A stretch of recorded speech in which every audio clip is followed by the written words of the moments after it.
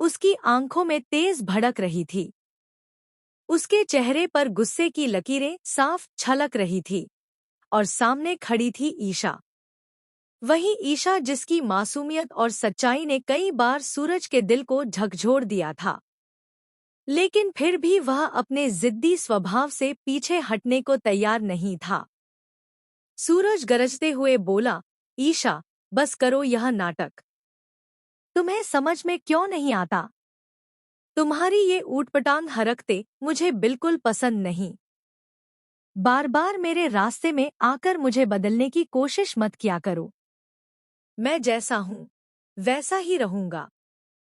ईशा ने उसकी आंखों में देखा।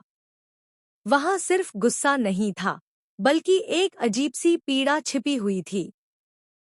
वह हल्के मगर ठोस स्वर में बोली, ठीक है सूरज, मैं ऊटपटांग हरकतें बंद कर दूंगी। लेकिन क्या तुम यह कलम उठा सकते हो?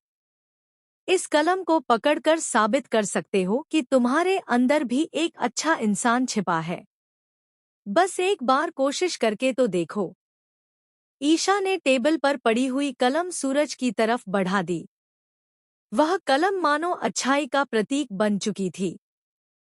मगर सूरज ने उस कलम को घूरा और फिर एक ठंडी हंसी छोड़ दी। तुम्हें लगता है मैं बदल सकता हूं?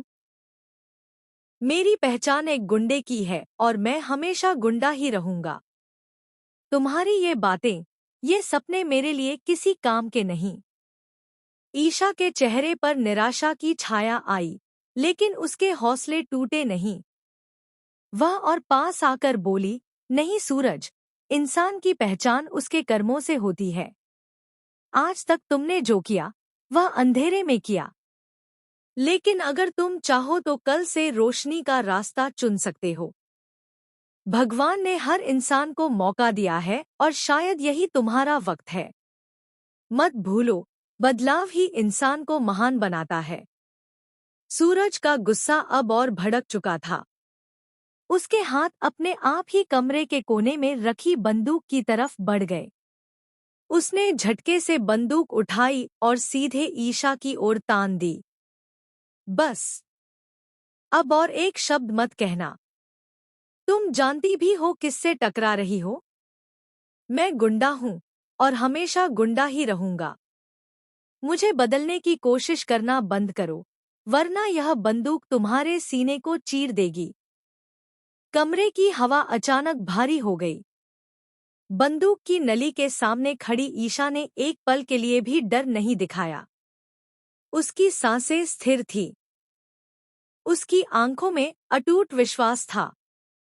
मार दोगे मुझे? ईशा ने शांत स्वर में कहा। ठीक है, कर लो। लेकिन याद रखना सूरज, मेरी मौत तुम्हें और बड़ा पापी बना देगी। और अगर आज तुम यह बंदूक नीचे रखकर कलम उठा लो, तो न केवल मेरी जिंदगी बल्कि तुम्हारी भी जिंदगी बदल जाएगी। सूरज के हाथ हल्के हल्के कांपने लगे। उसने कभी नहीं सोचा था कि कोई लड़की उसकी बंदूक के सामने इस तरह खड़ी हो जाएगी, बिना डरे, बिना पीछे हटे। ईशा ने आगे कहा, सूरज, गुंडा बनने में ताकत नहीं लगती, मगर अच्छा इंसान बनने में हिम्मत लगती है। तुम कहते हो कि तुम्हारी